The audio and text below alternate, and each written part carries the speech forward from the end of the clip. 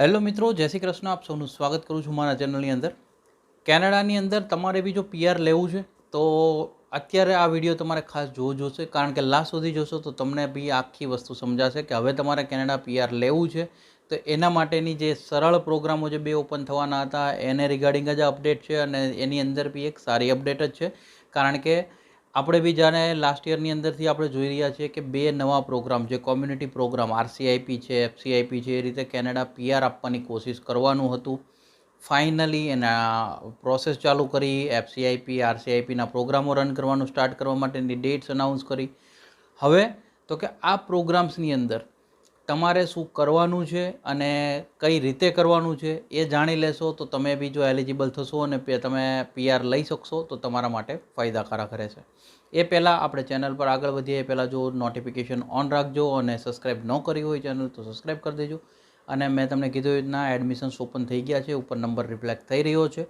તમારી આજુબાજુ રિલેટિવ્સ યા કોઈને બી કેનેડા, યુકે, ઓસ્ટ્રેલિયા ક્યાંય બી જવું હોય સપ્ટેમ્બર ઇન્ટેકની અંદર તો એના માર્ગદર્શન માટે તમે ત્યાં આગળ તમારી અપોઇન્ટમેન્ટ્સ બુક કરાવી શકો છો. હવે મેઇનલી ટોપિક પર આગળ જઈએ કે જ્યારે બી કેનેડા પીઆરની વાત આવે ત્યારે સૌથી સરળ ઉપાય જે દેખાતા હતા એ આરસીઆઈપી અને એફસીઆઈપી જે પ્રોગ્રામ કેનેડા લોન્ચ કરવાનું હતું, જેનો ઘણા બધા ટાઈમથી લોકોએ વેઇટ કર્યો હતો.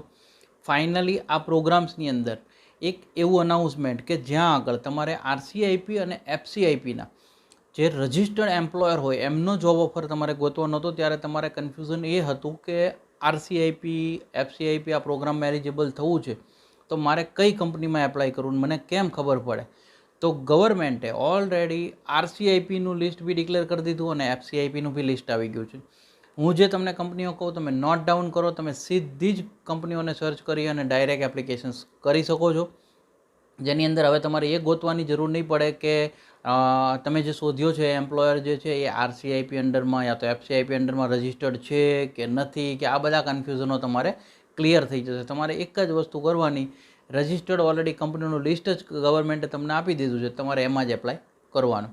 નોટ ડાઉન કરવાનું તમે ચાલુ કરો. પહેલાં આપણે જઈએ છીએ આરસીઆઈપી એમ્પ્લોયર્સ ઉપર, જેની અંદર 360 બોરિંગ સર્વિસ ઇન્કોર્પોરેશન છે, Agnico eagles mine limited company છે, એન્ટી હંગર કોલ્સન ટિમિન્સ છે, બ્યુરો ઓટોમેટિક મિકેનિસ્ટ છે, ડાર્ક એન્ટરપ્રાઇઝ છે, ઇવી નિકલ ઇન્કોર્પોરેશન છે, પેપકો છે, Saint Mary garden GP incorporation છે, ટિમિન્સ એન્ડ ડિસ્ટ્રિક્ટ હોસ્પિટલ્સ છે, ટ્રોમનોટ કેટ છે, વાયએમસીએ ઓન્ટારિયો છે.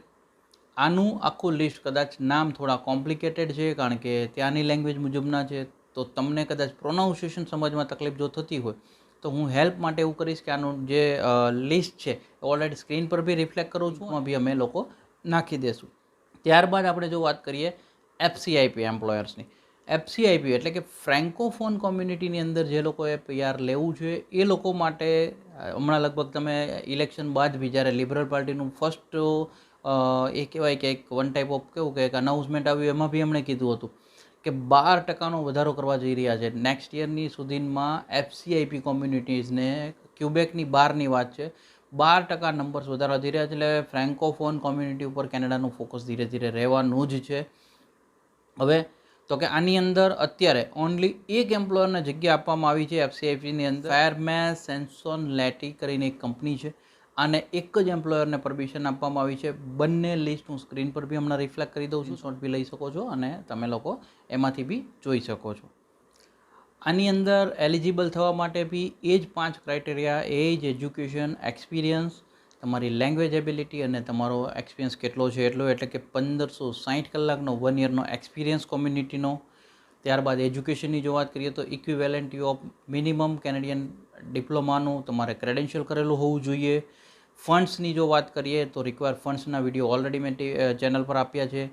જોબ કેટેગરીમાં સીએલબી લેવલની જો વાત કરીએ તો એનો વિડીયો બી ઓલરેડી ચેનલ પર છે કે કયા સીએલબીની જોબ મળે તો તમારે કયું શું કહેવાય આઇએલ્સનું લેંગ્વેજનું જે રિઝલ્ટ છે સબમિટ કરવું. આ રીતે આ 5 ફેક્ટર જેની અંદર તમારા એજ તો નોર્મલ બધી એજ લગભગ કવરઅપ થઈ રહી છે 18 to 45 સુધીની, પ્લસ એજ્યુકેશન તમારું મિનિમમ 12th ઓર ડિપ્લોમાની વાત છે, સીએલબી લેવલ્સ છે 4 ઓર 5ની વાતો છે. લગભગ બધા ઓક્યુપેશન્સ કવર કરી રહ્યા છે, અમુકમાં જ તે 6 છે જેનો વિડીયો ઓલરેડી ચેનલ પર છે, તમે ત્યાં જઈને જોઈ શકો છો.